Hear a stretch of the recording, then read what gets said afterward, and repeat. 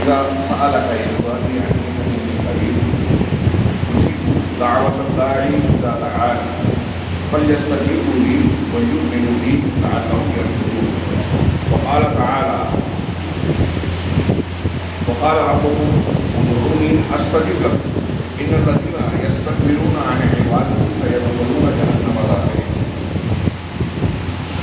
محترم حضرین، قرآن، حدیث، انبیاء کرام علیہ السلام کی تعلیمات میں جو ایک حقیقت بار بار بیان کی گئی ہے، اللہ کی عظمت، توحید اور توحید، کائنات میں ملکیت اور مالکیت کو صراحت سے تکرار کے ساتھ بیان کیا گیا. اگر انسان اپنے آپ پر، کائنات پر غور کرے تو انسان کی، ہماری اور آپ کی عقل بھی یہ کہے گی کہ انسان سراپا احتیاط ہے. ہم اور آپ بلکہ ساری کائنات، ساری مخلوقات فقر اور محتاجگی کا شکار ہے. سب کے سب فقیر. ذاتی طور سے ہم ایک سانس بھی بذات خود نہیں لے سکتے. اس کے بالمقابل اللہ تبارک و تعالیٰ کی شان، اس کی ذات بے نیاز ہے. وہ غنائے ذاتی رکھتی ہے. حدیث قدسی میں یہ مضمون ہم بار بار سن چکے ہیں کہ اللہ تعالیٰ نے خود کہا کہ اے میرے بندو، تم سب مل کر بھی میرے نفع کے مقام کو نہیں پہنچ سکتے کہ سب مل کر مجھے کوئی فائدہ پہنچا سکتے، اور اے میرے بندو، تم سب مل کر ایسا نہیں بن سکتے کہ مجھے نقصان پہنچا سکو. بندے اللہ تبارک و تعالیٰ کو نہ نفع پہنچا سکتے ہیں نہ نقصان. اللہ تبارک و تعالیٰ کو بندوں سے، مخلوق سے کوئی ضرورت حاجت ہے ہی نہیں. کسی کام کے سلسلے میں کسی مدد کی کوئی ضرورت نہیں ہے، اس لیے کہ اللہ تبارک و تعالیٰ قادر مطلق ہے، غنائے مطلق کا حامل ہے، صفت سے متصف ہے. یا ایھا الناس انتم الفقراء الی اللہ واللہ هو الغنی الحمید. سورہ فاتر میں اللہ نے کہا اے دنیا کے تمام لوگ، تم سب اللہ کے در کے فقیر ہو، محتاج ہو، اور اللہ کی ذات غنی ہے، بے نیاز ہے، حمید ہے، قابل تعریف، قابل حمد. حمید اس ذات کو کہتے ہیں جس کے جو پورے کی پوری سراپا تعریف کے لائق ہو. تعریف کے لائق کون ہو؟ جس کے اندر خوبیاں ہو، کمال ہو، اچھائیاں ہو، کوئی کمی نقص نہ ہو. جس کے اندر کمی اور نقص ہوگا، جھول ہوگا، وہ تعریف کے لائق نہیں رہے گا. اللہ تبارک و تعالیٰ الحمید ہے، اس کا مطلب تعریف کے لائق وہ ہے، یعنی اس کے اندر ساری خوبیاں بدل جائے، عطا اور کمال موجود. معمولی سی بھی کسی خوبی میں کمال کمی نہیں ہے. یہ اللہ کے نام الصمد کا معنی بھی ہے. اللہ تبارک و تعالیٰ الحی القیوم ہے، زندہ ہے. زندہ ہونے کی جتنی خوبیاں ہیں ساری موجود ہیں. زندگی کی مخالف جتنی چیزیں ہیں وہ ساری اللہ کے اندر سے غائب ہے، ناموجود ہے، یعنی کوئی نقص نہیں ہے زندگی کی چیز کے طور پر. القیوم ہے، بذات خود قائم ہے، اپنے قائم رہنے میں کسی کا محتاج ہے. ہم اپنے قائم رہنے میں اللہ کے محتاج ہیں. ہمیں آکسیجن کی ضرورت ہے، یہ ختم، ہم مر گئے. بیماریوں سے تحفظ کی ضرورت ہے، غذا کی ضرورت ہے، پانی کی ضرورت ہے، اور نہ جانے کون کون سی چیزوں کی ضرورت ہے. عبادت، میں نے کہا ایک لمحہ بھی بندہ جی نہیں سکتا، کوئی چیز قائم نہیں رہ سکتی. انسان ہی نہیں، جنات بھی، چرند پرند بھی، یہ پیڑ پہاڑ پودے بھی، یہاں تک کہ عرش، آسمان اور زمین بھی، سب کے سب اپنے وجود میں اپنے پروردگار رب العالمین کے محتاج ہیں. جب یہ حقیقت ہم بنیادی طور سے، بنیادی عقیدے کے طور پر جانتے ہیں کہ ہم محتاج ہیں، اللہ رب العالمین کی ذات بے نیاز ہے، ہم محکوم ہیں، اللہ تبارک و تعالیٰ حاکم ہے، ہم مملوک ہیں، مالک وہ ہے. ہم اس انتظامات اور مخلوقات کے اعتبار سے دنیا کی ضروریات کے ہر وقت ہم کو ضرورت اور حاجت پیش آتی ہے. ان ضرورتوں اور حاجتوں کو پوری کرنے والی ذات اللہ کی ہے. جب یہ بات ہماری اور آپ کی سمجھ میں آتی ہے تو یہی یہ بات بھی معلوم ہو جاتی ہے کہ بندے ہر موقع پر اللہ تبارک و تعالیٰ کی طرف اپنی ہر ضرورت کو پوری کرنے کے لیے ضروری ہے ان کے لیے اس کی طرف متوجہ ہوں. اپنی ضروریات کی تکمیل کے لیے اس کے سامنے جھکے، اس سے مانگے.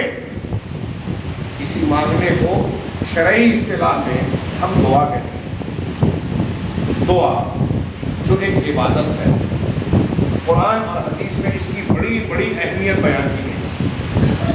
دعا کی لفظ دعا کی پہلے میں تعریف بیان کروں.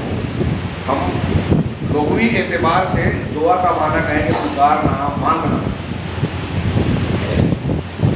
الدعاء والنداء، لیکن اصطلاح میں ایک عبادت کے طور پر جب ہم دعا کہتے ہیں تو اس کا معنی ہوتا ہے الرغبۃ الی اللہ والتوجہ الیہ.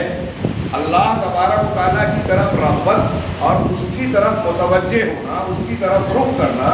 لتحقیق المطلوب، اپنی مطلوب چیزوں کو ثابت کرنے کے لیے، مانگنے کے لیے، پورا کرنے کے لیے. جو چیز ہماری ضرورت کی ہے اس کے حصول کے لیے اللہ تبارک و تعالیٰ کی طرف متوجہ ہوں.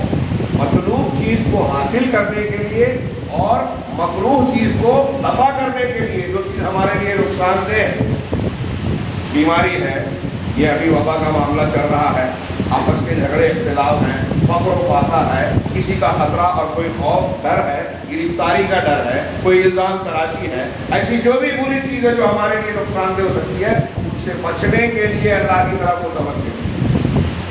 یا اس میں اور مزید کہا کہ والابتحال فی ذالک، اس معاملے میں اللہ تبارک و تعالیٰ کی جانب، اللہ کے جناب میں گڑگڑانا، اس کے سامنے جھکنا، یا تو سوال کے ذریعے مانگنے کے لیے، یا خشوع اور خضوع کے ساتھ، اور خوف، امید اور رجا کے ساتھ. اللہ تعالیٰ کا ڈر دل میں ہو، اس کی تعظیم دل میں ہو، اس کے ساتھ ہم جو چیز مانگ رہے ہیں، جس چیز کی ہمیں ضرورت ہے وہ پوری کرے گا، ایسے یقین کے ساتھ اس سے امید بھی وابستہ ہو. ان جذبات اور اعتقاد کے ساتھ اللہ کے جناب میں جھکنا، مانگنا، یہ دعا ہے.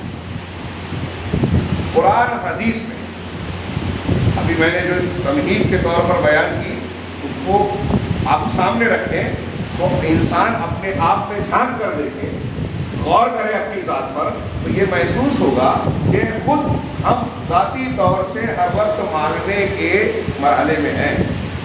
اور آپ یہ دیکھیں دنیا میں ہر شخص مانگتا ہے، چاہے وہ بادشاہ ہو، وزیر ہو، کوئی بھی ہو. ہر شخص مانگنے پر مجبور ہے، اس لیے کہ بندہ سراپا محتاج ہے. اور جو اللہ سے نہیں مانگتا، رب العالمین سے نہیں مانگتا، وہ بندوں سے اور مخلوقات سے مانگتا ہے. ہاتھ خالی جائے، خائب و خاسر اور ناکامیاب ہو، یہ الگ بات ہے، لیکن ہر بندہ مانگتا ضرور ہے. اور ہمیں جب مانگنا ہے، یہ حاجت ہے، یہ کہاں پیش کرنی چاہیے؟ وہی نا، ایک آدمی آپ سے اگر کہہ رہا ہے کہ مجھ کو بھوکا ہو، کھانا کھلا دو، 2 لقمہ کھانا کھلا دو، کیا آپ اس سے کہیں گے 2-4 لاکھ مجھے قرضہ دے دیں یا مدد کر دیں؟ سمپل سی لاجک، سمپل سی بات ہے کہ جو 1 لقمہ 2 لقمہ کھانا جس کے پاس نہیں ہے، وہ 1-2 لاکھ روپیہ نہیں رکھتا. ہم دنیا کے ہر انسان کو دیکھ رہے ہیں کہ وہ بادشاہ ہو، فقیر ہو، کوئی بھی ہو، وہ خود محتاج ہے، خود فقیر ہے اللہ کے در کا. اور بادشاہ میں کہہ رہا ہوں، نیک سے نیک بندے، انبیاء کرام، اولیاء، صالحین، فرشتے، قرآن حدیث پڑھیے، جگہ جگہ وہ اللہ تعالیٰ سے دعا کر رہے ہیں، رب ہب لی من الصالحین. حضرت ابراہیم علیہ السلام اللہ سے اولاد مانگ رہے ہیں، حضرت زکریا علیہ السلام اللہ سے اولاد مانگ رہے ہیں، حضرت موسیٰ علیہ السلام مدین گئے تو کہتے ہیں کہ رب انی لما انزلت الی من خیر فقیر. پروردگار، اس وقت تو جو بھی خیر مجھ پر نازل کرے میں اس کا محتاج ہوں. اولو العزم رسول ہیں، پیغمبر ہیں، کہہ رہے ہیں کہ میں محتاج ہوں، فقیر ہوں. قرآن میں یہ ایک نبی کی جتنے انبیاء کی بات ہے، دیکھیے کوئی توبہ استغفار کی دعا کے الفاظ ان کے منقول ہیں. حضرت نوح علیہ السلام، حضرت آدم علیہ السلام سے خطا ہوئی لفظی سی دعا مانگی، حضرت یونس علیہ السلام نے دعا مانگی. کون سا نبی ہے تو اللہ کی عبادت نہیں کر رہا ہے اور عبادت میں دعا نہیں مانگ رہا ہے؟ دعا کی فضیلت کے لیے یہی بات کافی ہے کہ اس دنیا کے سب سے زیادہ اعلیٰ درجے کے اللہ کے مقربین بندے، انبیاء کرام اور رسول، یہ بھی اللہ سے مانگ رہے ہیں. جناب محمد رسول اللہ صلی اللہ علیہ وسلم کے معاملات دیکھیے. دعا کی عظمت کا یہ ایک ایک نشان جو میں ایک ایک بات بیان کر رہا ہوں، اس کے پہلو کو اگر پھیلایا جائے تو تفصیل سے بیان کرتے. نبی کریم صلی اللہ علیہ وسلم اللہ سے کیسے کیسے دعا مانگتے تھے، کیا آداب تھے، آپ کے دعا مانگنے کا انداز اور الفاظ کیسے تھے، آپ اپنے آپ کو اللہ کے سامنے کس طرح چھوٹا بنا کر پیش کرتے تھے. اللہم انی عبدک وابن عبدک وابن امتک، اے اللہ میں تیرا غلام اور بندہ ہوں، تیرے غلام کا بیٹا ہوں، تیری باندی اور لونڈی کا بیٹا ہوں. ناصیتی بیدک، میری پیشانی تیرے ہاتھ میں ہے. ماضٍ فی حکمک، میرے سلسلے میں تیرا ہی فیصلہ نافذ ہوتا ہے. عدل فی قضاؤک، میرے سلسلے میں تیرا جو بھی فیصلہ ہے وہ عدل اور انصاف پر باقی ہے. ایک دعا کے چند ابتدائی الفاظ میں نے پڑھے، دعائے کرب کہتے ہیں اس کو، غم اور اندوہ کو دور کرنے کے لیے یہ دعا مسند احمد کی صحیح روایت ہے، آپ بار بار سن چکے ہیں. یہ نبی کریم صلی اللہ علیہ وسلم کے الفاظ ہیں. آپ کہتے تھے کہ اللہ سے مانگو، میں جوتے کا تسمہ بھی اللہ سے مانگتا ہوں. جب اللہ سے مانگ رہے ہیں رسول اللہ صلی اللہ علیہ وسلم، اس کا مطلب آپ کے اختیار میں کچھ ہے، اور جب آپ کے اختیار میں نہیں ہے، جوتے کا تسمہ بھی آپ اللہ سے مانگ رہے ہیں، تو دنیا کا کون پیر ولی ہے جو آپ کے درجے تک پہنچ جائے، آپ سے بڑھ جائے؟ کہ آپ کے پاس میں اختیار اور جو خوبی نہیں تھی، کمال نہیں دیا تھا، اللہ نے وہ ان کو دے دیا. اللہ نے کہ آپ فلاں کے مزار پہ جائیں اولاد دلوا دیں گے، فلاں کے مزار پہ جائیں قرض ادا کروا دیں گے، فلاں کی جگہ پر جائیں تو وہ آپ کی بیماری کو دور کروا دیں گے یا کر دیں گے. کتنی بیوقوفی کی بات ہے وہ ان لوگوں کی جو اپنے آپ کو مسلمان کہتے ہیں، قرآن حدیث کو ماننے والا کہتے ہیں، نبی سے محبت کرنے والا کہتے ہیں، نبی کی تعلیم جانتے نہیں، سمجھتے نہیں اور جاننا چاہتے بھی نہیں. اتنی صاف بات. دعا اللہ تبارک و تعالیٰ کے نزدیک انتہائی پسندیدہ عمل ہے بندے کی طرف سے. یہی وجہ ہے کہ انبیاء کرام علیہ السلام سب سے بڑھ چڑھ کر دعا کرنے والے تھے اور سب سے بہترین انداز میں دعا کرتے تھے. آپ عظمت دعا اتنی اس کی اونچی شان ہے، اتنا اونچا مرتبہ ہے، اللہ تبارک و تعالیٰ کو یہ عمل کتنا پسندیدہ ہے، اس کا اندازہ صرف اس ایک بات سے لگا سکتے ہیں کہ قرآن مجید میں تقریباً 300 مقامات پر دعا کا تذکرہ ہے، اس کی طرف ترغیب ہے، اس کا بیان ہے. اللہ کے کلام میں تقریباً 300 مقامات، اتنی بڑی بات ہے. اور پھر ایک اور پہلو سے دیکھیے کہ اللہ تبارک و تعالیٰ نے اپنا کلام جو نازل فرمایا قرآن حکیم، جس کے نزول کو سب سے بڑی نعمت ہم جانتے ہیں، مانتے ہیں کہ نزول کی شان میں یہ رمضان مبارک اور اس کی برکتیں ہیں، جس سے بڑھ کر کوئی نعمت نہیں، جس سے اچھی کوئی بات اور کلام نہیں. اس میں اللہ تبارک و تعالیٰ نے اس کا آغاز کیا سورہ فاتحہ سے. سورہ فاتحہ اس کو سورۃ الدعاء بھی کہتے ہیں، اس لیے کہ اس میں بندوں کے لیے سب سے زیادہ ضروری اور سب سے اہم دعا سکھائی گئی ہے. دعا کے آداب کے ساتھ پہلے اللہ کی تعریف کی جائے، اپنی عبادت کا ذکر کیا جائے، اور پھر اس حوالے سے دعا مانگی جائے کہ اہدنا الصراط المستقیم. ابھی اس کے معنی اور مطلب کی طرف جاؤں تو وقت کم پڑ جائے گا. سورہ فاتحہ کی تفسیر اپنے مقام پر کی جاتی ہے.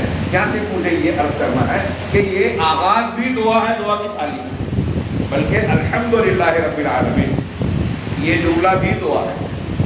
ابھی درس میں پیش کیا گیا، بیان کیا گیا، اللہ کے نبی صلی اللہ علیہ وسلم کی صحیح حدیث ہے کہ سب سے بہترین ذکر لا الہ الا اللہ ہے، اور سب سے افضل دعا الحمدللہ رب العالمین. الحمدللہ یہ دعا ہے. ابھی آپ جانیں گے دعا کی دو قسمیں ہیں، دعائے مسئلہ، دعائے عبادت. جس چیز میں سوال کیا جاتا ہے اللہ سے اس کو دعائے مسئلہ کہتے ہیں، مانگنے والی دعا. اور دعائے عبادت جس میں اللہ کو آپ یاد کر رہے ہیں، عبادت کر رہے ہیں، پکار رہے ہیں، نماز روزہ ذکر و اذکار، لیکن کوئی سوال نہیں کر رہے ہیں، یہ دعائے عبادت ہے. یہ دعائے عبادت اور دعائے مسئلہ شاید بعد میں بیان نہ کر سکوں، ایک دوسرے کے لیے لازم و ملزوم ہے. جب آپ یہ دعا کرتے ہیں تو اس میں وہ شامل ہوتی ہے، یہ کرتے ہیں تو اس میں یہ شامل ہوتی ہے. اہل علم نے اس کی تصریحات کی ہے، میں اس تفصیل میں نہیں جاتا، علمی باتوں میں. تو میں یہ عرض کرنا چاہتا ہوں کہ اللہ تبارک و تعالیٰ نے قرآن مجید میں کا آغاز کیا دعا سے، سورہ فاتحہ، اور قرآن ختم کہاں ہو رہا ہے؟ اختتام قل اعوذ برب الفلق قل اعوذ برب الناس. یہ دونوں کی دعا ہے. میں نے جو باتیں ابھی تک بیان کی، اس میں سے صرف ایک بات بھی اگر ہم دماغ میں بٹھا لیں تو دعا کی اہمیت، فضیلت اور اللہ تبارک و تعالیٰ کے نزدیک اس کا اونچا مقام ہمارے سامنے واضح ہو جائے گا کہ قرآن کا آغاز بھی دعا اور قرآن کا اختتام بھی دعا. اللہ تبارک و تعالیٰ نے دعا کو عبادت کہا ہے. اللہ تبارک و تعالیٰ نے قرآن میں یہ بھی ذکر کیا ہے کہ جو لوگ اللہ سے مانگتے نہیں ان کے اندر اکڑ ہے، استکبار ہے، گھمنڈ ہے۔ وَقَالَ رَبُّكُمُ ادْعُونِي أَسْتَجِبْ لَكُمْ، تمہارا پروردگار یہ کہتا ہے کہ مجھ کو پکارو، میں تمہاری دعا کو قبول کروں گا۔ اور یہ بات اللہ کے نبی صلی اللہ علیہ وسلم نے ایک صحیح حدیث میں بیان کی کہ اللہ تعالیٰ، اللہ کے رسول نے فرمایا کہ الدعاء هو العبادہ، دعا عبادت ہے۔ اور نبی کریم صلی اللہ علیہ وسلم یہ کہنے کے بعد قرآن کی آیت پڑھ رہے ہیں جو ابھی میں پیش کر رہا ہوں۔ وقال ربكم ادعوني استجب لكم، بہت غور سے سنیے، رب العالمین ہم کو اور آپ کو کہہ رہا ہے، ہماری سب سے بڑی ضرورت کی طرف ہم پر احسان کر رہا ہے، بیان کر رہا ہے ایسی چیز جو ہمارے فائدے کی ہے کہ تمہارا پروردگار مالک کہہ رہا ہے مجھ سے مانگو، مجھ کو پکارو، مجھ سے دعا کرو، ادعونی، مجھ سے دعا کرو، مجھ سے مانگو، استجب لکم، میں تمہاری دعا قبول کروں گا، تمہاری مانگ پوری کروں گا۔ آگے اللہ نے فرمایا ان الذین یستکبرون عن عبادتی، یقیناً جو لوگ میری عبادت سے، شروع میں کہا مجھے پکارو، دعا کرو، اور آگے کیا کہہ رہا ہے اللہ تعالیٰ؟ میری عبادت سے۔ اسی سے علماء نے استدلال کیا کہ قرآن کی یہ آیت کہہ رہی ہے کہ دعا کرنا عبادت ہے، اور اللہ کے رسول یہ بیان کر رہے ہیں کہ دعا عبادت ہے۔ اب دعا هو العبادہ، دعا ہی عبادت ہے۔ کیا مطلب؟ میں نے امام خطابی نے اس کا مطلب یہ بتایا کہ الدعاء هو معظم العبادہ او افضل العبادہ، کہ دعا جتنی بھی عبادت ہم کرتے ہیں ان عبادتوں کا بیشتر حصہ دعا ہے۔ اور کیجیے، حج کرنے جائیے آپ، حج کے ارکان احکام پڑھیے، جہاں جہاں بندہ جاتا ہے حاجی معتمر، ہر جگہ دعا ہے، ذکر و اذکار ہے، اللہ تعالیٰ کے لیے تلبیہ پکارنا، لا الہ الا اللہ کہنا، اذکار پڑھنا، طواف کر رہا ہے تو اذکار اور دعائیں، عرفہ میں ہے تو اذکار اور دعائیں، مینا میں ہے تو اذکار اور دعائیں، صفا مروہ کے درمیان دوڑ رہے تو اذکار اور دعائیں، دعائیں اور اذکار، نماز میں دعائیں اور اذکار۔ ہاں، قرآن کی تلاوت ذکر اور دعا ہی ہے۔ ہاں، ابھی ہم روزہ رکھ رہے ہیں، اس پر میں آ رہا ہوں کہ روزوں کے احکام کے مطلب کے درمیان اللہ تبارک و تعالیٰ نے دعا کا حکم دیا، دعا کی اہمیت بتائی۔ تو اور پھر اس کے علاوہ ہم جو بھی عبادت کرتے ہیں اس کا اصل مقصود کیا ہوتا ہے؟ اللہ سے اجر ملے، اللہ کی قربت حاصل ہو، اللہ تبارک و تعالیٰ سے عذاب سے نجات مانگنے کی طلب کرے کہ اللہ اپنے جہنم، اپنی پکڑ سے، اپنے عذاب سے، جہنم سے مجھے نجات دے، اپنے انعامات کا مجھے مستحق بنا۔ یہی مطلوب ہوتا ہے، اجر و ثواب مطلوب ہوتا ہے، اللہ کی پکڑ سے بچنا مطلوب ہوتا ہے، دعا ہی تو ہے۔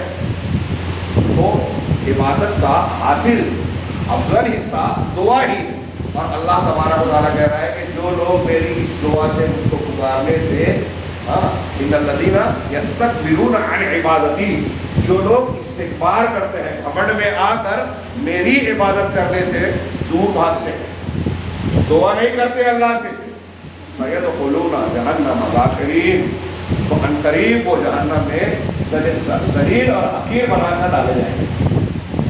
دنیا میں اکڑ ہے تو قیامت کے دن اس اکڑ کا انما الجزاء من جنس العمل، آپ یہ قاعدہ بار بار سنتے ہیں کہ جیسا عمل ہوگا اسی کے جنس کی جزا اللہ دے گا۔ تو جو لوگ دنیا میں اکڑ دکھا رہے ہیں نا، قیامت کے دن ذلیل کر کے جہنم میں ڈالے جائیں گے۔ یہ قرآن کا ارشاد ہے، دعا کی کتنی اہمیت ہے۔ اب اسی تناظر میں وقت کافی ہو چکا ہے، اور مضمون اس موضوع کی اس سلسلے کا بہت وسیع کئی پہلو ہے۔ میں یہ بیان کرنا چاہتا ہوں رمضان مبارک کے اس پہلے جمعہ میں کہ اللہ تبارک و تعالیٰ نے قرآن میں سورہ بقرہ میں جہاں رمضان کی فرضیت، رمضان کے روزوں کی فرضیت اور اس کے متعلقہ بعض احکامات بیان کیے، آئیے وہ قرآن کی آیت ہے، یا ایھا الذین آمنوا کتب علیکم الصیام کما کتب علی الذین من قبلکم لعلکم تتقون، کہ اے ایمان والو تم پر روزہ ایسے ہی فرض کیا گیا جیسے تم سے پہلے ہو، کیوں؟ تاکہ تم متقی پرہیزگار بن جاؤ، تقویٰ آ جائے، یعنی تمہارے اندر تقوی کی صفت آ جائے، یا روزے کے ذریعے سے وہ حق بن جائے کہ تم کو، تمہارے لیے روزہ جہنم سے رکاوٹ بن جائے، بچاؤ کا ذریعہ بن جائے۔ پھر اللہ تعالیٰ نے آگے روزے کے کچھ بنیادی اور اہم احکامات بیان کیے، اور ان احکامات کے بیچ میں یہ قرآن کا ارشاد ہے وَإِذَا سَأَلَكَ عِبَادِي عَنِّي فَإِنِّي قَرِيبٌ۔ اور ان آیتوں کے بعد پھر روزے کے کچھ احکام بتائے گئے، یعنی ان آیت کے فوراً بعد کہا گیا کہ روزے کی رات میں تمہارے لیے اپنی عورتوں سے تعلق قائم کرنا جائز حلال قرار دیا گیا، اور پھر دوسرے احکام۔ تو سوال یہ ہے روزوں کے احکام کے بیچ میں یہ دعا کی بات کیوں بیان کی گئی؟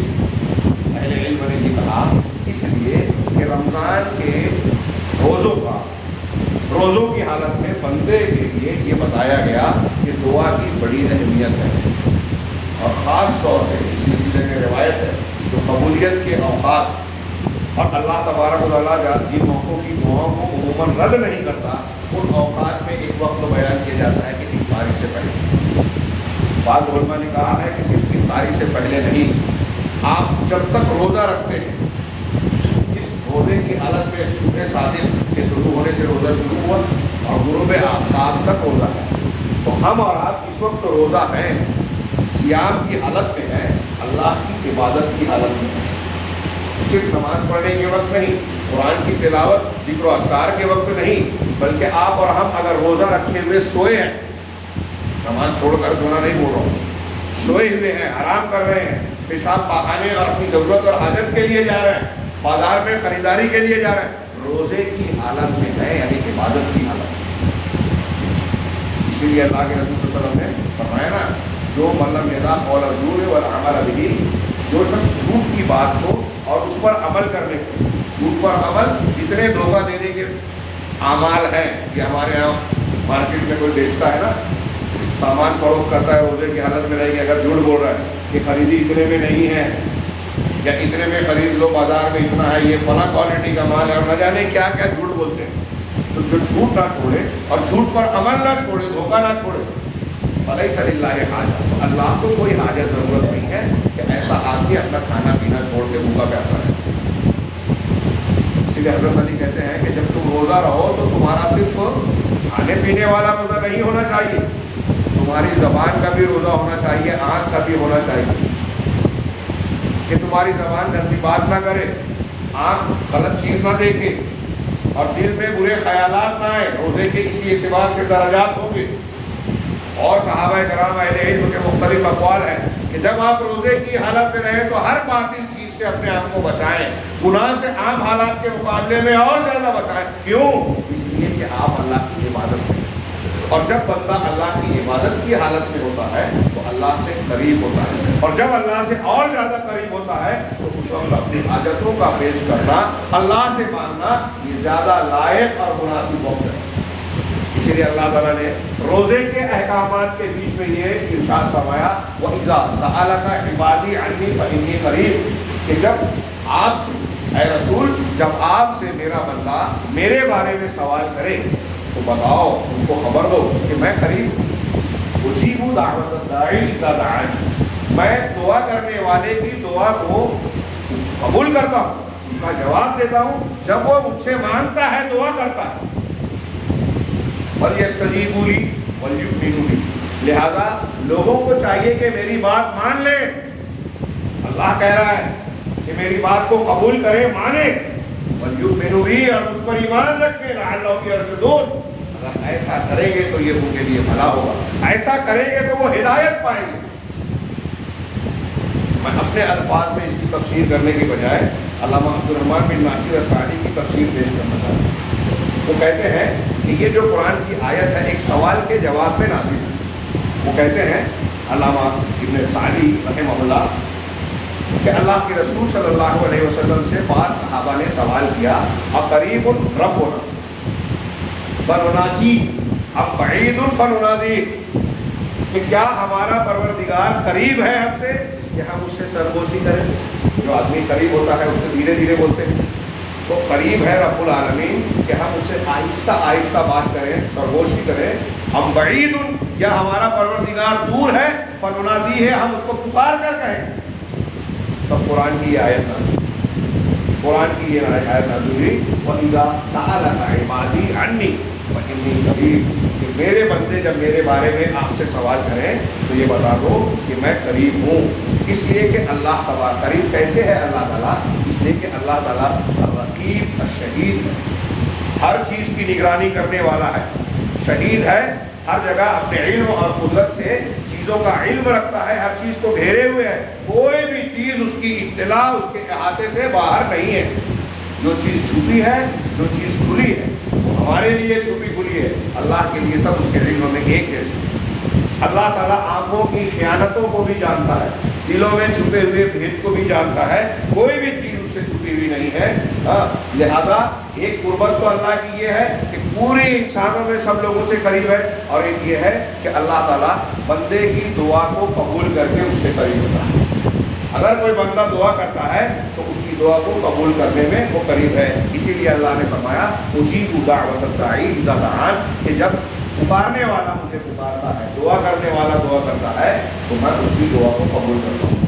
آگے انہوں نے کہا دعا کی دو قسمیں ہیں، ایک دعائے عبادت اور دعائے مسئلہ۔ اسی طریقے سے قرب کی بھی دو قسمیں ہیں۔ اللہ نے کہا نا فإنی قریب، کہ جب پکارنے والا پکارتا ہے میرا بندہ میرے بارے میں سوال کرے تو بتا دو کہ میں قریب ہوں۔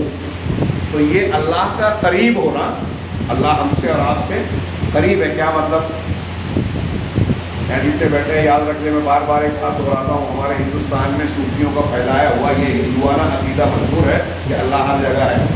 ہندوؤں کا عقیدہ ہے یہ، ہاں وہ پرماتما ہے جو بھی بولتے ہو، ہمارے یہاں اللہ بول رہے ہیں ہر جگہ ہے کی ذات۔ جو ایسا کہے گا وہ مشرک ہے، کافر ہے، دین سے باہر ہے، وہ لا الہ الا اللہ نہیں مانتا، قرآن حدیث نہیں مانتا۔ سیکھ لو یہ اللہ کے رسول کے اس منبر سے اور مسجد سے پوری ذمہ داری کی بنیاد کے ساتھ بول رہا ہوں کہ یہ جو عقیدہ ہمارے یہاں پھیلا ہوا ہے، بہت سارے مولوی اور لمبے کرتے لمبے داڑھی والے صوفی لوگ بھی بیان کرتے ہیں، ان کی شخصیت سے دھوکہ مت کھائیے گا۔ قرآن حدیث دیکھیے، صحیح عقیدہ کیا ہے۔ اللہ تبارک و تعالیٰ بھی یہاں قریب کا معنی بھی جو بیان کر رہے ہیں نا، یہ اسی سے جڑا ہوا ہے، اس کو اچھی طرح سمجھیں۔ تو قریب کا بھی دو معنی ہے کہ اللہ ہم سے آپ سے قریب ہے۔ کیسے قریب ہے؟ اس کا دو معنی ہے۔ ایک تو اللہ تعالیٰ تمام مخلوقات سے قریب ہے، کائنات کی کوئی ہستی کوئی چیز ایسی ہے نہیں ہاں جس سے اللہ دور ہو۔ تو وہ قرب کیسا ہے؟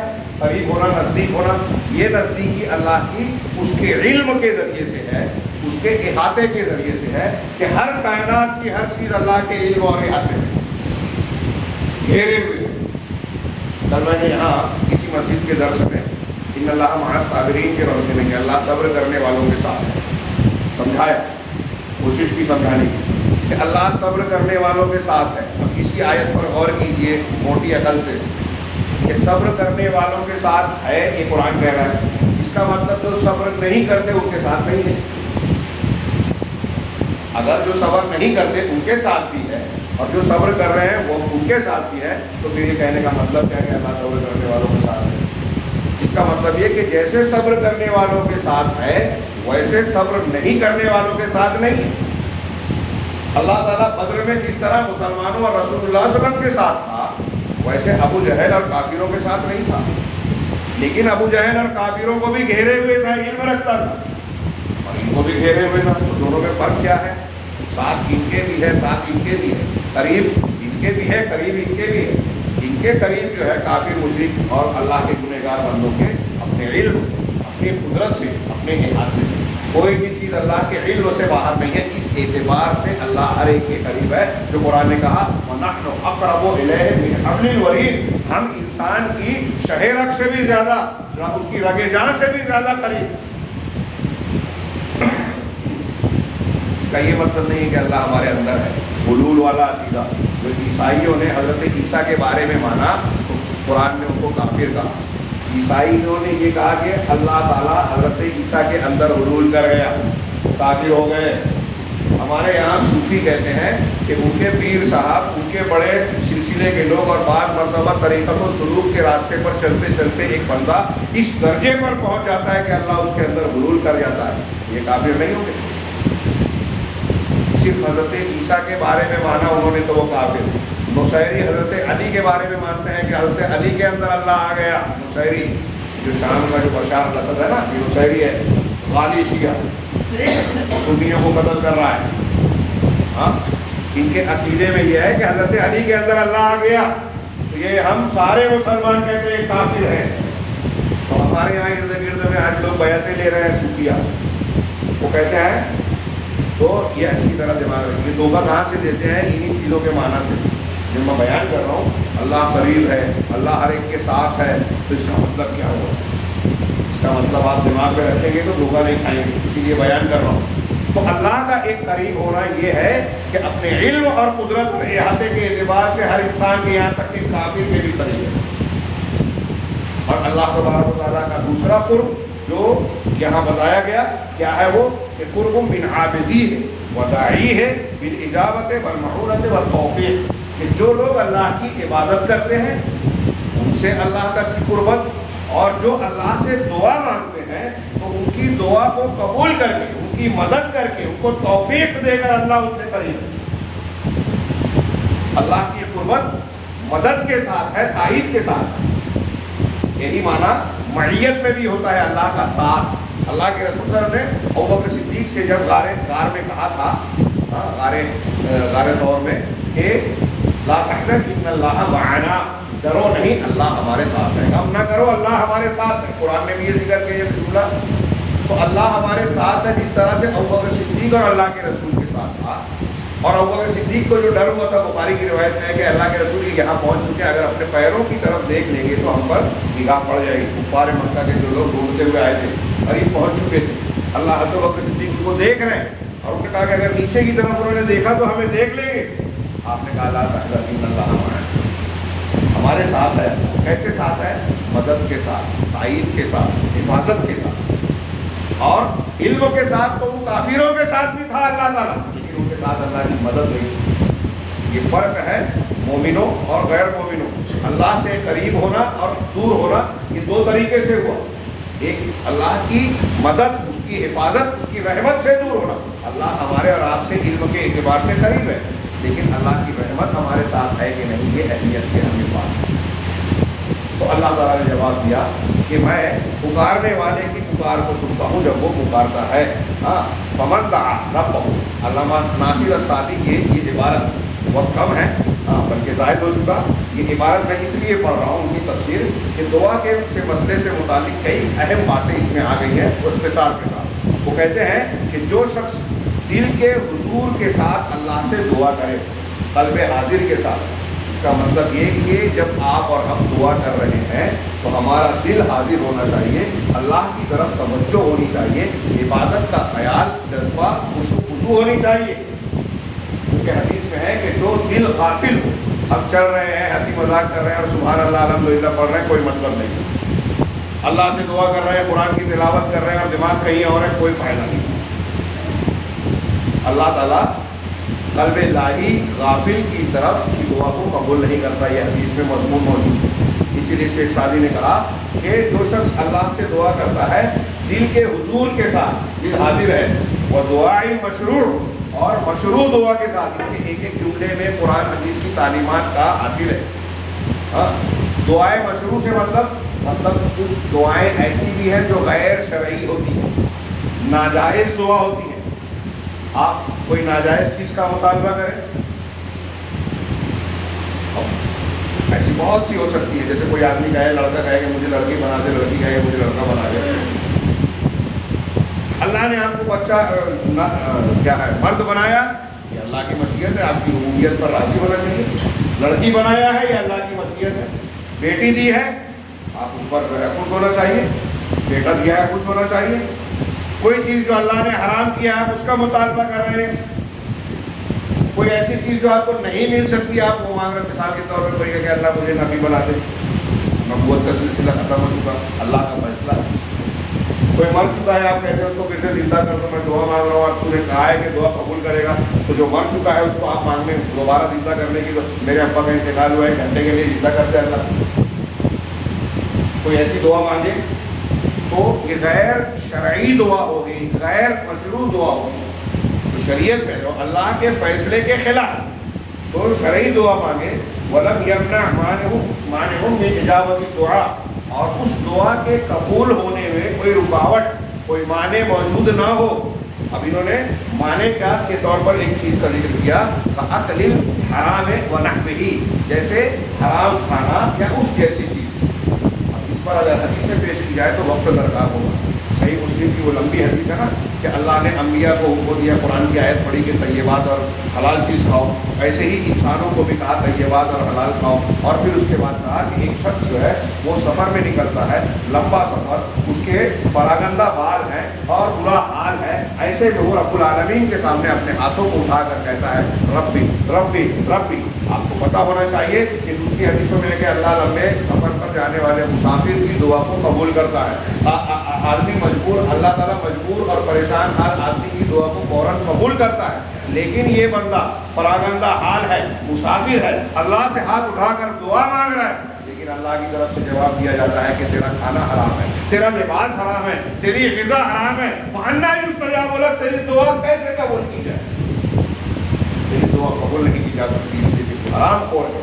तो हराम खोरी दुआ के कबूल होने में रुकावट बनती है। आज मुसलमानों के हालात देखिए, मैंने अभी बयान किया, आखिर में बयान करूँगा कि दुआ की तो हमें आम हालात में हर लम्हा ज़रूरत है। रमज़ानुल मुबारक तो दुआ का मौसम है। अल्लाह तबारक व तआला ने यहाँ अपने फैज़ान को आम कर दिया कि मुझसे मांगो, पूरे साल कह रहा, हर रात पे ऐलान करता है, लेकिन रमज़ान में उसकी रहमतें और आम होती है कि अपना दामन फैलाकर बटोर लो।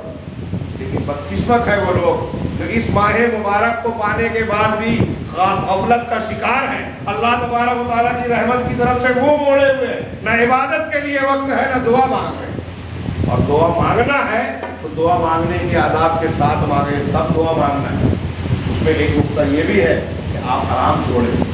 हर मुसलमान जो सूदी लेन देन कर रहा है, जो लोगों का माल हड़प करके बैठा हुआ है, दूसरों के हिस्सों पर कब्जा किया हुआ है, चालबाजी से कागजात में हेर फेर करके दूसरों की मिल्कियत को अपनी मिल्कियत बनाए हुए है, और ऐसे बहुत सारे धोखाधड़ी झूठ के जरिए से माल हराम तरीके से कमाए हुए हैं, वो सुधरने को तैयार नहीं है। उसको मौलवी साहब की कुछ हदीसें सुनने के बाद वो ऐसा समझता है कि 2 मरतबा ला इलाहा इल्लल्लाह पढ़ लूँगा, इतना मरतबा सुभान अल्लाह पढ़ लूँगा, फलासी को अस्कार कर लूँगा, मेरे सारे गुनाह माफ़ हो जाएंगे, बहन का जो हिस्सा खाया है वो माफ़ हो जाएगा, झूठ जो बोला है वो माफ़ हो जाएगा, किसी को धोखा दिया है, ज़मीन हड़प की है वो माफ़ हो जाएगा। नहीं, ऐसा हरगिज़ नहीं होगा। ये अगर आपने किया है तो आपकी दुआ कबूल ही नहीं होगी, आपकी ये इबादत बेकार है। ये कुरान हदीस कह रहे हैं। दुआ की कबूलियत की रुकावट में एक चीज़ है रिश्ते काटना, एक चीज़ है जल्दबाजी करना। अरे मैं इतनी मरतबा अल्लाह से मांग रहा हूँ, अल्लाह मेरी दुआ कबूल ही नहीं करता, ये जल्दबाजी। अगर आप ऐसा सोचते हैं तो भी दुआ कबूल नहीं होती। दुआ के कबूल ना होने की एक वजह यह है कि आपके इर्द गिर्द में बुराइयाँ हो रही है और आप रोकते नहीं हैं, नफरत नहीं करते, हाथ से, ज़बान से, दिल से। कुरान हदीस के मज़ामीन है, हदीसों को मैं पेश नहीं कर सकता, वक्त ज़्यादा हो चुका है ना हदीस में, कि तुम ज़रूर ब-ज़रूर नेकी का हुक्म दो और बुराई से रोको, वरना ऐसा होगा कि तुम पर अल्लाह का अज़ाब आएगा, फिर तुम अल्लाह ताला से दुआ करोगे, तुम्हारी दुआ कबूल नहीं होगी। आज हमारे बीच में कितनी बुराइयां हो रही हैं, हरामखोरियां हो रही हैं, गलत कारियां हो रही हैं, जुल्म ज़्यादती हो रही है, कमज़ोर के साथ उसका हक मारा जाता है। हम देख कर खामोश हैं, खामोश रहने में मसलहत मानते हैं, हम चालाक हैं, वो जो मजलूम है वो बेवकूफ़ है, जिसके साथ जुल्म हो रहा है वो बेवकूफ़ है कि इसमें पड़ा हुआ है।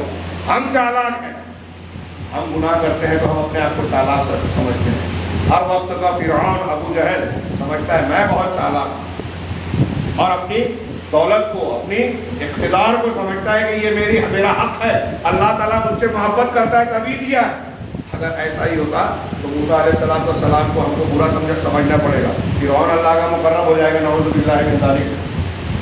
और तमाम अंबिया की बात की, अल्लामा इब्न तैमिया हक पर है, सही अकीदा पेश कर रहे हैं, जेल में हैं, और उनके मुखालिफिन वजीर थे, उनके बेटे कोठियों में थे, ऐसे इशरत के साथ थे, ये जेल में मर गए। हम और आप क्या समझेंगे कि इब्न तैमिया गलत थे, क्या उखाड़ कर गए, क्या करके गए, बोलते हैं ना, क्या बना लिया। अब इब्न तैमिया के तो फोटो नहीं छपते थे, व्हाट्सएप और वगैरह उनका था ही नहीं, ना अखबार में आता था, वो तो जेल में थे। कौन उनकी तारीफ करता उस वक्त? इमाम अहमद बिन हंबल जेल में थे, कोड़े मारे गए, और उसके बाद ही 10 दिन के बाद वफात हो गई। तो एक आदमी उनकी तारीफ करने वाला नहीं था, और सब मुसलमान थे, जिन्होंने कैद किया था, जिन्होंने सजा दी, जिन्होंने कोड़े मारे, मुसलमान थे। उनसे कहा गया कि आप तो अकेले हैं, कहा जनाजे का दिन फैसला करेगा। इंतकाल हुआ तो इतनी भीड़ थी कि लोग देख कर उनकी आंखें फट गई। आजकल दुनिया के लोगों को जनाजे में भी भीड़ होती है, कोई लीडर मर जाए, काफिर ही क्यों ना हो, भीड़ भाड़ होती है, वो एक अलग चीज़ है। دل سے جو محبت اللہ تبارک و تعالیٰ کے لیے محبت کی بنیاد پر پیدا ہوتی ہے وہ ایک الگ چیز ہوتی ہے۔ خیر بات تھوڑی سی پھیل گئی، میں عرض یہ کر رہا ہوں کہ یہ ان کی عبارت ہے کہ دعا سے کی قبولیت کے سلسلے میں کوئی رکاوٹ نہ ہو، جیسے کھانا حرام کھانا، اس لیے کہ اللہ تبارک و تعالیٰ نے جو دعاؤں کی قبولیت کا وعدہ کیا ہے، اللہ نے کہا ہے ادعونی استجب لکم۔ بہت افسوس ہو رہا ہے کہ وقت بہت زیادہ ہو گیا۔ یہ انہوں نے ایک جملہ کہا کہ خاص طور سے اس وقت دعا کو قبول کرنے کا اللہ نے وعدہ کیا ہے جب دعا کو اس کے قبولیت کے اسباب کے ساتھ مانگا جائے۔ ایسے ہی نہیں کہ آپ جو میں نے ابھی کہا کہ حرام کھا رہے ہیں، اللہ کی نافرمانی کر رہے ہیں، قرآن حدیث کی مخالفت کر رہے ہیں اور اللہ تعالیٰ قبول کر لے۔ نہیں، دین سمجھیے، دین کو سمجھے بغیر لوگ آج کل بہت ساری باتیں کرتے ہیں اور دھوکے میں پڑے ہوئے۔ تو دعا کی قبولیت، میں یہاں یہ بھی کہنا چاہتا تھا اصل میں کہ جب اللہ نے کہا ادعونی استجب لکم، شاہ اسماعیل نے تقویۃ الایمان میں بڑا پیارا بیان کیا توحید اور شرک کے بیان میں، کہ تھوڑی دیر کے لیے سوچیے، تھوڑا سا موضوع سے ہٹ گیا، حالانکہ موضوع سے جڑا ہوا ہے۔ تھوڑی دیر کے لیے سوچیے کہ وقت کا ایک بادشاہ ہو، دنیا کی مثال ہے، ایک بادشاہ آپ میں سے ہم میں سے کسی کو بلائے دربار میں، گھر میں، محل میں، اور کہے کہ میں بادشاہ ہوں، تجھ کو کیا چاہیے بول۔ بادشاہ آپ سے بذات خود کہے کہ اس کو کیا چاہیے میں دینے کے لیے تیار ہوں، تو کیا آپ بادشاہ کو یہ بولو گے کہ نہیں بادشاہ سلامت، آپ اتنے بڑے ہیں، بادشاہ ہیں، میں ایک عام آدمی ہوں، چھوٹا ہوں، میں آپ سے اپنی حاجت پیش نہیں کر سکتا، بیان نہیں کر سکتا، میں ایسا کرتا ہوں کہ آپ کے فلاں وزیر سے یا شہزادے سے میرا تعلق ہے، اس کو جا کے بولوں گا کہ مجھ کو ایسی ایسی ضرورت ہے، وہ آپ کو آگے بتائے گا اور آپ پھر میری وہ ضرورت پوری کر دیں۔ سوچیے تھوڑی دیر کے لیے جتنے لوگ بیٹھے ہیں، کیا یہ صحیح ہوگا؟ کیا بادشاہ اس کے اس جواب سے بہت خوش ہو جائے گا کہ میری بڑی عزت کر رہا ہے؟ نہیں، یہ تو میری بے عزتی کر رہا ہے۔ میں خود اس سے کہہ رہا ہوں کہ کیا ضرورت ہے، وہ یہ بولتا ہے آپ سے نہیں بولوں گا، اس سے بولوں گا، یہ تو میری بے عزتی کر رہا ہے، گستاخی کر رہا ہے، سزا کے لائق۔ اب بادشاہوں کا بادشاہ قرآن میں کہہ رہا ہے، دنیا کا کوئی بھی مولوی جا کے اس کا ترجمہ پوچھو، عربی زبان جاننے والے، کہ اللہ کہہ رہا ہے وقال ربکم ادعونی استجب لکم، کہ تمہارا پروردگار یہ اعلان کر رہا ہے، کہہ رہا ہے کہ مجھ سے دعا مانگو، مجھ سے مانگو، میں تمہاری دعا کو قبول کروں گا۔ بادشاہوں کا بادشاہ کہہ رہا ہے مجھ سے مانگو، ہم کہتے ہیں وسیلہ لگائیں گے، اجمیر والے بابا کا، علی شریف کے بابا کا، شیخ عبد القادر جیلانی کا، نبی کریم صلی اللہ علیہ وسلم کا، اور فلاں کا وسیلہ لگا کے مانگیں گے تب دے گا۔ اللہ کہہ رہا ہے ڈائریکٹ مجھ سے مانگو، آپ کہہ رہے ہیں نہیں ڈائریکٹ نہیں مانگیں گے، ان کے ذریعے سے مانگیں، تو اللہ کی شان میں گستاخی کر رہے ہو، اس کی عظمت کی مخالفت کر رہے ہو، بے عزتی کر رہے ہو، تو اس کی سزا ملنے چاہیے اور ملے گی جو لوگ توبہ نہیں کریں گے۔ کہ اللہ تبارک و تعالیٰ کی بزرگوں کی شان نہیں ہے، یہ اللہ کی بے عزتی ہے جو لوگ ایسا کہتے ہیں۔ تو اللہ نے کہا کہ یہ شیخ سعدی کہہ رہے ہیں کہ دعا کی قبولیت کے اسباب کے ساتھ جب دعا مانگی جائے تب اللہ قبول کرے گا، اور وہ کیسے، وہ کیا ہے، یہاں جو قرآن کی اس آیت میں جو ہم نے پڑھی اس میں اللہ تعالیٰ نے قبولیت کی شرط کیا بتائی ہے؟ وہ شرط ہے کہ اللہ تبارک و تعالیٰ کے اوامر اور نواہی، جن چیزوں کا اللہ نے حکم دیا اور جن چیزوں سے منع کیا، ہم اس کی تابعداری کریں، اس کو مانیں۔ پھر بھائی بنیادی طور سے یہی بات ہے، پوری شریعت کا حاصل تقویٰ یہی ہے کہ شریعت پر عمل کریں، جو کہا ہے کرو مان لے، جو کہا ہے مت کرو رک جائے، اللہ نے اور اس کے رسول نے۔ یہاں قرآن کی اس آیت میں فَلْيَسْتَجِيبُوا لِي ہے نا، وَإِذَا سَأَلَكَ عِبَادِي أَنِّي فَإِنِّي قَرِيبٌ أُجِيبُ دَعْوَةَ الدَّاعِ إِذَا دَعَانِ فَلْيَسْتَجِيبُوا لِي۔ لہذا لوگوں کو چاہیے کہ میری بات مان لیں، قرآن حدیث پر عمل کریں، تب دعا قبول ہوگی۔ ہاں، تو اللہ تعالیٰ کے جو قولی فعلی اوامر اور نواہی ہیں، ہم زبان سے، دل سے، عمل سے جو کرتے ہیں، تو جن چیزوں کے کرنے کا حکم دیا گیا ہے، جن چیزوں سے منع کر دیا گیا ہے، اس میں اللہ کی بات کو مان لے گئے۔ اور دوسری وجہ دعا کے قبول ہونے کی دوسری بنیاد والایمان بہ، اور اللہ تبارک و تعالیٰ پر ایمان رکھیں، الموجب للاستجابہ، جو کہ قبولیت کا موجب ہے، یعنی اگر ایمان ہوگا تو اللہ تعالیٰ دعا کو قبول کرے گا. اسی لیے اللہ نے کہا فَلْيَسْتَجِيبُوا لِي وَلْيُؤْمِنُوا بِي لَعَلَّهُمْ يَرْشُدُونَ، تاکہ وہ رشد پا جائیں، بھلائی اختیار کریں. اب اس کا معنی کیا ہے؟ علامہ سعدی نے بڑا پیارا کہا، یعنی جب ہم ایسا کریں گے، اللہ کی بات مانیں گے، اللہ پر ایمان رکھیں گے اور دعا کریں گے تو ہمارے لیے رشد حاصل ہوگی. رشد کا معنی ہوتا ہے کہ ایمان اور عمل صالح کی ہدایت ملے گی. ہم بار بار سنتے ہیں نا مسلمانوں کی درگت بری حالت اس لیے کہ ایمان کمزور ہے، عمل سے دور ہے، عمل میں کمزور ہے. تو یہ ایمان اور عمل کب درست ہوگا؟ جب یہ شرط پوری ہوگی کہ اللہ کی بات کو مان لیں اور اللہ پر ایمان رکھیں تو اللہ دعا قبول کرے گا. وَيَزُولُ عَنْهُمُ الْغَيُّ، اور اللہ تعالیٰ ایسے نتیجے میں رشد کا معنی بتا رہے ہیں کہ غی کو، گمراہی کو ہم سے زائل کر دے گا جو ایمان اور عمل صالحہ کے خلاف ہے، جو آج مسلمانوں میں عام طور سے پایا جا رہا ہے. اسی لیے ساتھ میں انہوں نے یہ بھی کہا کہ اس لیے کہ اللہ پر ایمان لانا یہ انسان کے اندر علم بھی لاتا ہے. ہمارے یہاں بہت سارے لوگوں کو کر رہا ہے، ہم بہت جانتے ہیں، اور جو یہ سمجھتا ہے وہ اصل میں جاہل ہے. اللہ پر ایمان علم لاتا ہے. قرآن کی آیت ہے یا ایھا الذین آمنوا یا ایھا الذین آمنوا ان تتقوا اللہ یجعل لکم فرقانا، اے ایمان والو اگر تم اللہ تعالیٰ پر ایمان لاؤ تو تمہارے لیے فرقان پیدا کر دے گا. حق اور باطل میں فرق کرنے کی صلاحیت آپ کی معلومات بہت ہے، آج لوگوں کو معلومات بہت ہے، لیکن صحیح غلط میں فرق کرنے کی تمیز اچھوں کو نہیں. فرقان نہیں ہے حق اور باطل میں تمیز. کون دھوکہ دے رہا ہے، کون سچا اور اچھا ہے. اچھوں کو برا سمجھتے ہیں لوگ اور بروں کو اچھا سمجھ رہے ہیں.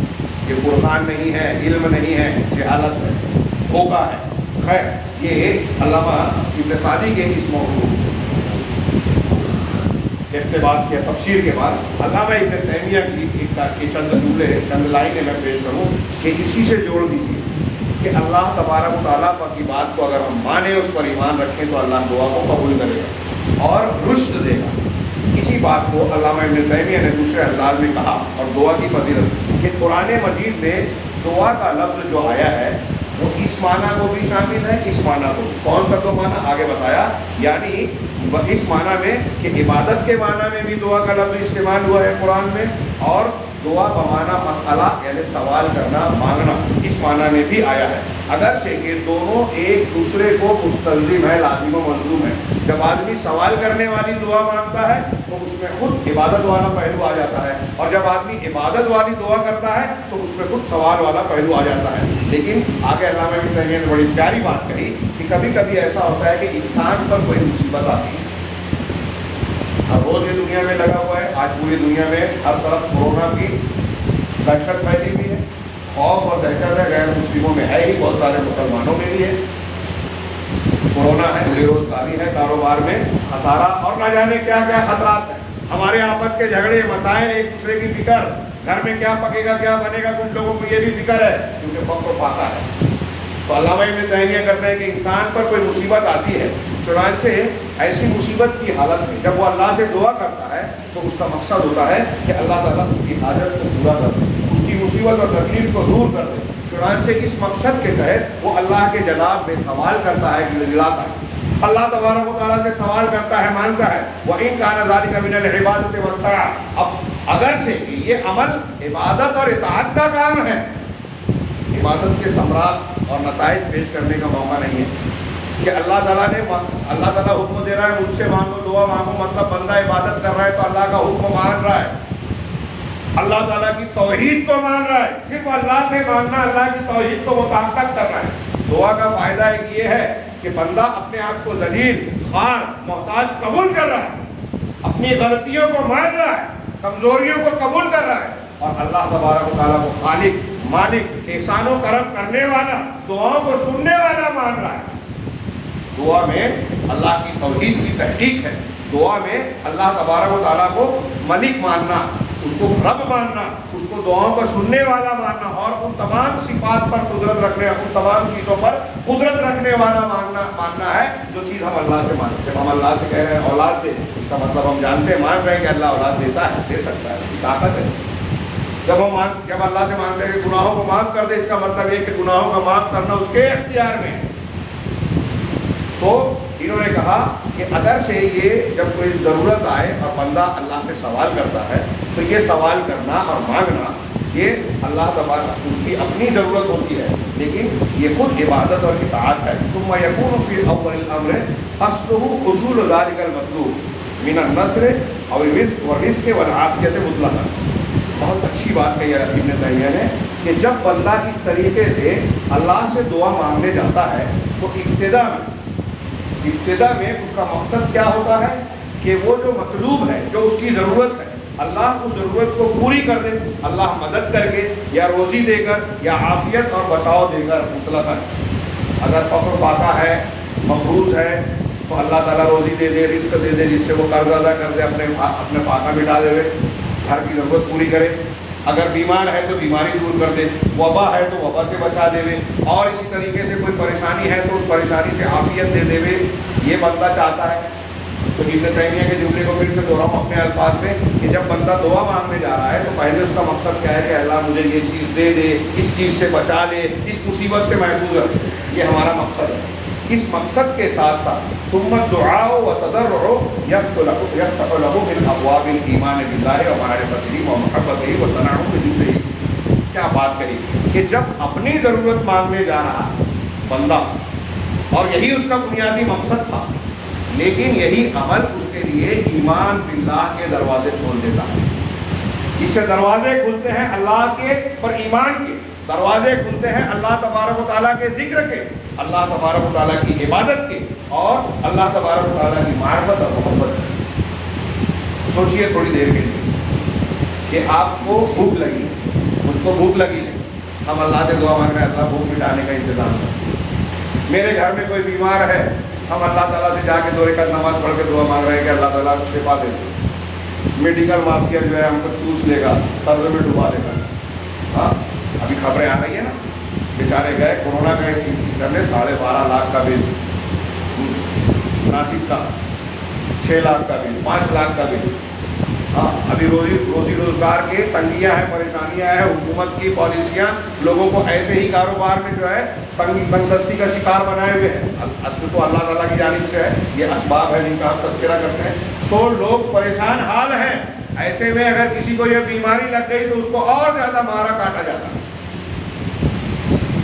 ہمارے شہر کو لوگ غنیمت کہہ رہے ہیں، جبکہ یہاں بھی زیادہ بل دیا جاتا ہے۔ مافیا ہے میڈیکل میں، تعلیم میں، ہر جگہ، اور سب دیندار، سفید پوش، نیک بندے صالح ڈھونڈنے جائیں تو کوئی آپ کو برائی کرنے والا نہیں ملے۔ مصلحین کے اندر خامی نظر آ جائے گی۔ یہ جو ڈاکو ہیں، چور ہیں، لوگوں کو لوٹ رہے ہیں، لوگوں کے ساتھ ظلم و زیادتی کر رہے ہیں، وہ سفید پوش، نیک، سماج کے معززین، اچھے لوگ۔ بات تھوڑی سی پھیل گئی، لیکن میں یہی عرض کرنا چاہتا ہوں کہ ایک بندہ پریشانی کی حال میں جا رہا ہے، اللہ سے دعا مانگ رہا ہے اللہ مجھے یہ دے دے، تو ہمارا مقصد کیا ہوا کہ اپنی مصیبت کو دور کرنے کے لیے اللہ سے ہم مانگ رہے ہیں، لیکن یہی مانگنا اللہ تبارک و تعالیٰ کی عبادت ہے، اللہ کے حکم کی تعمیل بھی ہے۔ اکبر الہ آبادی کا ایک بڑا پیارا شعر ہے، بار بار یاد آتا ہے ایسے موقعوں پر، جو مانگنا ہے خدا سے مانگ ہے اکبر، یہی وہ در ہے جہاں آبرو نہیں جاتی۔ نبی کریم صلی اللہ علیہ وسلم نے فرمایا کہ اللہ کی شان کیا ہے، اب دنیا میں کسی کے پاس مانگے جتنا بھی سخی داتا نظر آئے، جتنی بھی دولت جائیداد پراپرٹی والا ہو، وقت کا بادشاہ ہو، 1 مرتبہ 2 مرتبہ 4 مرتبہ 8 مرتبہ 9 یا 10 مرتبہ بولے گا کہ تو بار بار مانگتا ہے، تو یہ اکیلا ہے کیا؟ کتنا دوں تجھے دینے سے تو میرا خزانہ خالی ہو جائے گا۔ کہ دنیا کا معاملہ کتنا بھی بڑا انسان ہو یہی کرے گا، لیکن اللہ کا در کیسا ہے، وہاں ختم ہونے کا مسئلہ نہیں ہے۔ ہاں اللہ کے رسول نے فرمایا من لم یسأل اللہ یغضب علیہ، جو اللہ سے نہیں مانگتا اللہ اس پر ناراض ہوتا ہے۔ لوگ مانگنے سے ناراض ہوتے ہیں، اللہ نہیں مانگنے سے ناراض ہوتا ہے۔ حدیث میں یہ ہے، حسن درجے کی روایت، کہ اللہ تبارک و تعالیٰ کے سامنے کوئی بندہ جب ہاتھ اٹھا کر مانگتا ہے تو اللہ کو شرم آتی ہے کہ اس کے ہاتھ کو خالی لوٹا دے۔ یہ رب العالمین کا کرم ہے، یہ علامہ ابن تیمیہ کہہ رہے ہیں کہ اگر آپ بندہ مانگتا ہے تو اپنی حاجت کے لیے جاتا ہے، اللہ کے سامنے ہاتھ پھیلاتا ہے، لیکن یہ اللہ کی عبادت بن جاتی ہے، اور اس سے اس کے لیے اللہ پر ایمان، اللہ سے محبت، اللہ تبارک و تعالیٰ کی معرفت کے دروازے کھل جاتے ہیں، اور اس کے ذکر اور اس سے دعا کی لذت اسے حاصل ہوتی ہے۔ ہاں جو اللہ تبارک و تعالیٰ ہی نہیں، اس بندے کے نزدیک بھی اس حاجت سے جو مانگنے گیا تھا اس سے کہیں زیادہ بلند مقام کی چیز ہوتی ہے، کہیں زیادہ قیمتی چیز ہوتی ہے۔ ہم مانگنے گئے تھے روٹی روزی، ہم مانگنے گئے تھے بیماری سے شفا، لیکن ہم کو مل گئی ایمان کی لذت جو اس سے زیادہ قیمتی ہے۔ اس دعا کے ذریعے سے یہ چیز مل جاتی ہے جو اس کی اس حاجت سے کہیں زیادہ اہمیت ہوتی ہے۔ اور یہ علامہ ابن تیمیہ کہہ رہے ہیں کہ یہ اللہ تعالیٰ کی اپنے بندوں پر رحمت ہے کہ وہ دنیاوی حاجتوں کو کے ذریعے سے اس کو بھانپ کر لاتا ہے اور دین کی اور آخرت کے فوائد سے نوازتا ہے۔ دنیا کی ضرورت کے لیے ہم اللہ کے جناب میں گئے اور اس کی وجہ سے دین کے فائدے اور آخرت کے فائدے اپنے کے دروازے کھل گئے۔ یہ اللہ تبارک و تعالیٰ کی رحمت کے تقاضے ہیں۔ دعا کے قبول ہونے کی کچھ شرطیں ہیں، کچھ اوقات ہیں، یہ بیان مختلف موقعوں پر ہوتا رہتا ہے۔ میں اس وقت جو ہے میرے ہاتھ باتیں تو تھی لیکن وقت کافی زیادہ ہو گیا، کچھ لوگوں کو حاجت اور ضرورت ہوتی ہے۔ میں صرف اتنا کہنا چاہتا ہوں آخر میں کہ یہ موضوع ہے اس تناظر میں جو میں نے آیت پڑھی کہ روزوں کے احکام کے بیچ میں اللہ تبارک و تعالیٰ نے کہا کہ وَإِذَا سَأَلَكَ عِبَادِي عَنِّي فَإِنِّي قَرِيبٌ أُجِيبُ دَعْوَةَ الدَّاعِ۔ اہل علم نے اس کی مناسبت بتائی کہ روزے اور رمضان کے مہینے میں روزے کی حالت، رمضان کو اللہ تعالیٰ نے جو فضیلتیں عطا کی، جنت کے دروازے کھل گئے، جہنم کے دروازے بند ہو گئے، شیاطین کو پاوا سے سلاسل کر دیا گیا، زنجیروں میں باندھ دیا، گاڑ دیا گیا، برائی کے اثرات کم ہو گئے، نیکیوں کے راستے ہموار ہو گئے، نیکیوں کا درجہ اجر و ثواب بڑھا دیا گیا، اور پھر ایسے ذکر و اذکار اور دعاؤں کی کئی چیزوں کی مشروعیت کی گئی۔ اس میں دن کا روزہ، رات کا قیام، یعنی تراویح کو مشروع کیا اللہ کے رسول صلی اللہ علیہ وسلم نے اور اللہ تعالیٰ نے۔ پھر اس کے علاوہ تلاوت قرآن، ہمدردی، سخاوت، اللہ کے نبی صلی اللہ علیہ وسلم کو اسوہ بتاتا ہے کہ ان چیزوں کو اختیار کریں۔ ان سب چیزوں کا حاصل ماحصل ضرورت یہ ہے کہ ہم دعا کریں، ہم اللہ تبارک و تعالیٰ کے فضل و کرم کو مانگیں، اس کے عذاب اور اس کے پکڑ کو سے اپنے آپ کو بچنے کی دعا مانگیں، یہی حاصل ہے۔ اسی سے ہم جہنم سے بچیں گے، اسی سے توبہ استغفار حاصل کریں گے، اسی کے ذریعے سے جنت اور انعامات الہی کے مستحق بنیں گے۔ اور یہ مانگنے کا موسم ہے، مانگنے کا موسم پورا سال ہوتا ہے، ہر رات کے آخری حصے میں کہ جب تہائی حصہ باقی ہوتا ہے اللہ تعالیٰ سمائے دنیا پر آتا ہے۔ صحیح مسلم کی حدیث میں اور ندا دی جاتی ہے کہ ہے کوئی مغفرت طلب کرنے والا گنہگار جو معافی مانگے اللہ معاف کرے، ہے کوئی جو حاجت مند جو اپنی حاجت مانگے اللہ اس کو حاجت پوری کرے، ہے کوئی فلاں اور فلاں جس کو یہ ضرورت ہے اللہ اس کی ضرورت پوری کرے۔ یہ روز پکارا جاتا ہے، رمضان مہینے میں بھی، رمضان مبارک میں بھی ہر روز یہ پکار اور ندا ہوتی ہے۔ اور روزے کی حالت میں جب ہم عبادت کی حالت میں ہوتے ہیں اللہ تعالیٰ سے نسبتاً قریب ہوتے ہیں۔ میرے بندوں میں یہ کہنا چاہتا ہوں، میرے بھائیوں میں یہ کہنا چاہتا ہوں، اللہ کے بندوں یہ کہنا چاہتا ہوں کہ اللہ تبارک و تعالیٰ کے اس انعام کے موسم میں ہم کو یہ غور کرنا چاہیے آج ہم اپنے ذاتی طور پر اپنے اندر جھانکیں، اپنے گھر میں دیکھیں، اپنے ارد گرد دیکھیں اور پورے مسلمانوں کے حالات، پوری دنیا کے حالات دیکھیں، مسلمانوں کے علاوہ دیکھیں۔ آج لوگوں کو اللہ کی رحمت کی، اس سے مانگنے کی بہت زیادہ شدید ضرورت ہے، لوگ پریشان ہیں۔ جب اللہ تعالیٰ کے فرعون کے زمانے میں حضرت موسیٰ کے واقعات دیکھیں کہ چھوٹے چھوٹے جب عذاب آئے نا کئی مرتبہ تو فرعونی اور فرعون حضرت موسیٰ کے پاس آ کے گزارش کرتے تھے کہ موسیٰ علیہ السلام دعا کر دیجیے یہ عذاب اللہ ٹال دے۔ مینڈک کا عذاب جب آیا، ہر جگہ مینڈک ہی مینڈک، کھانے پینے میں بھی کود کے کودک کے آ رہا ہے، قرآن میں ہے مینڈک، چوں، خون، ہر چیز میں خون نظر آ رہا ہے۔ ایسے کئی عذاب آئے ان پر، طوفان آیا، ٹڈی دل آیا جو فصل کو تباہ کر دیتا تھا۔ ہر عذاب کے آنے کے بعد موسیٰ علیہ السلام سے آ کر کہہ رہے ہیں کہ دعا کیجیے یہ ٹال دیا جائے، ہم آپ پر ایمان لے آئیں گے۔ حضرت موسیٰ دعا کرتے، مصیبت ٹل جاتی، پھر ایمان نہیں لاتے۔ انبیاء کرام سے کافر بھی آ کر دعا کی درخواست کرتے تھے۔ آج دنیا میں کون لوگ ہیں جو اللہ سے ہی مانگتے ہیں؟ مسلمان، اور مسلمان میں وہ طبقہ جو توحید خالص کا حامل ہے، بلا تردد وہ اہل الحدیث ہے۔ تو مسلک اور منہج کے اعتبار سے جن کے یہاں شرک نہیں ہے، بدعت نہیں ہے، لہذا جو لوگ اللہ سے جتنے قریب اور جتنا خالص دین والے ہیں ان کی دعا کی قبولیت اتنی زیادہ امید کی جا سکتی ہے۔ ہم کو اور آپ کو ہمارے لیے نہیں دنیا کے لیے بھی ضرورت ہے کہ اللہ سے مانگے۔ یہاں میں ایک جملہ کہہ دوں، اس کا یہ مطلب نہیں ہے کہ اللہ تعالیٰ دوسروں کی دعا قبول نہیں کرتا۔ یہ جو قبولیت کی شرط بتائی گئی نا اس پر ایمان رکھیں، کبھی کبھی کافروں کی دعا بھی اللہ قبول کرتا ہے، مشرکین کی بھی، وہ اس کی مصلحت ہوتی ہے عارضی طور پہ، قرآن نے کہا نا کہ جب یہ کشتیوں میں سوار ہوتے ہیں مشرکین فَإِذَا رَكِبُوا فِي الْفُلْكِ دَعَوُا اللَّهَ مُخْلِصِينَ لَهُ الدِّينَ کہ جب کشتیوں میں سوار ہوتے ہیں تو اللہ تعالیٰ سے دعا کرتے ہیں دین کو اس کے لیے خالص کر کے. دعا کی فضیلت کی ایک بات چھوٹ گئی.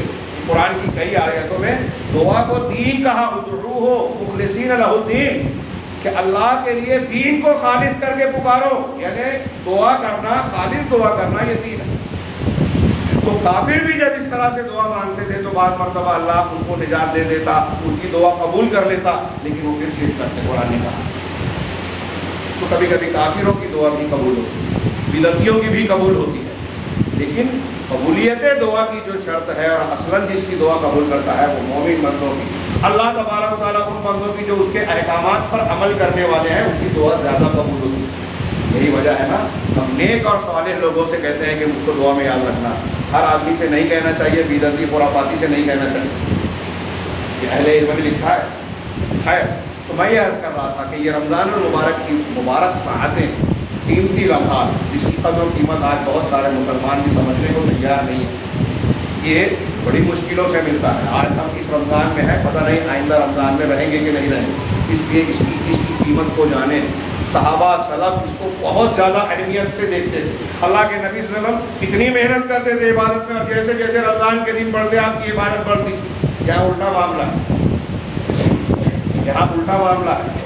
بدعت کرتے ہیں ہم, دعا میں بھی بدعت. اب یہ بھی ایک پہلو رہ گیا, بہت زیادہ ہو گیا, میرے دماغ میں نہیں آ رہا کیا بولوں کیا کروں. دعائیں سحری, اب روزہ رکھنے کی دعا ہمارے یہاں لاؤڈ اسپیکر سے پڑھائی جا رہی ہے. بدعت ہے, بدعت قرآن حدیث سے ثابت نہیں ہے. افطار کی جو دعا ہے وہ بھی ضعیف ہے. ہاں, اللہم لک صمت وعلی رزقک افطرت تو ضعیف ہے. کچھ لوگوں نے ایسا, اس میں بھی لوگوں نے اضافہ کر دیا. جتنی رسول نے بتائی ہے, رسول سے جو ثابت ہے اس میں بھی اطمینان نہیں ہوتا, وہ کم لگتی ہے رسول کی بات. یہ دوسرے لوگ زیادہ جانتے ہیں. تسبیح تراویح مسجدوں میں لکھ کر لگائی ہے, کہیں نہیں ہے قرآن حدیث میں. یہ سب بدعات ہیں. تو دعا کی شرط ایک یہ بھی ہے کہ دعا بدعتی نہیں ہونی چاہیے, مشروع طریقے سے. آپ ایسے جو چاہیں مانگ سکتے ہیں اپنے لیے ضرورت کی چیز, لیکن سنت مان کر کسی عبادت کے طور پر اگر کوئی دعا مانگ رہے ہیں تو وہی دعا مانگنی چاہیے جو قرآن و حدیث سے ثابت ہے, اس کا اہتمام کرنا چاہیے. بہرحال بات کو میں ختم کروں کہ اہمیت کی بات یہ ہے کہ ان اوقات اور لمحات کو کی قیمت کو سمجھ کر آج ہم اللہ سے مانگیں. یہ مانگنے کا دن ہے. رمضان المبارک آیا ہے اللہ کی طرف سے انعام کے طور پر, ہاں, کہ اللہ تبارک و تعالیٰ ہم کو جہنم سے آزادی دے دے. ما یفعل اللہ بعذابکم ان شکرتم وآمنتم, اللہ نے کہا کہ اللہ تم کو عذاب دے کر کیا کرے گا اگر تم شکر گزار بن جاؤ اور ایمان والے بن جاؤ. اللہ, یہ رمضان آیا ہے کہ اللہ تعالیٰ ہم نے ہماری جو ضروریات ہیں ہم اللہ سے مانگ لیں, اپنے جو گناہ ہیں اس کی معافی مانگ لیں, اللہ کو منا لیں, اس کی روٹھی ہوئی رحمت کو پھر سے اپنے حق میں لے آئیں. یہ رمضان ہم کو اور آپ کو دینے کے لیے آیا ہے, لہذا ہمارے اور آپ کی اب ان کا امتحان ہے کہ ہم لینے کے لیے تیار ہیں کہ نہیں. ہم عبادت کرتے ہیں اخلاص کے ساتھ, ایمان کے ساتھ, اللہ سے مانگتے ہیں کہ نہیں مانگتے ہیں, یہ ہم پر منحصر ہے. اللہ تعالیٰ سے دعا ہے کہ وہ ہمیں رمضان مبارک کی خیرات و برکات سے محروم نہ فرمائے, اور اس میں جو بھی انعامات اس نے اپنے مومن بندوں کے لیے متعین فرمائے ہیں ان سب کا ہم کو حقدار بنائے. اور آج جو مسلمان اور ساری دنیا مختلف قسم کی پریشانیوں, بیماریوں, وباؤں اور دکھ درد میں مبتلا ہے, پروردگار ان کا مداوع فرمائے, ان کو دور کرنے کی توفیق عطا فرمائے. اس سلسلے میں ہمارے جو بھی عملی, علمی, ایمانی حقوق ہیں پروردگار انہیں انجام دینے کی, پورا کرنے کی ہمیں توفیق بخشے. اور بارک اللہ لنا ولکم فی القرآن المجید ونفعنا وإياکم بما فیہ من الآیات والذکر الحکیم.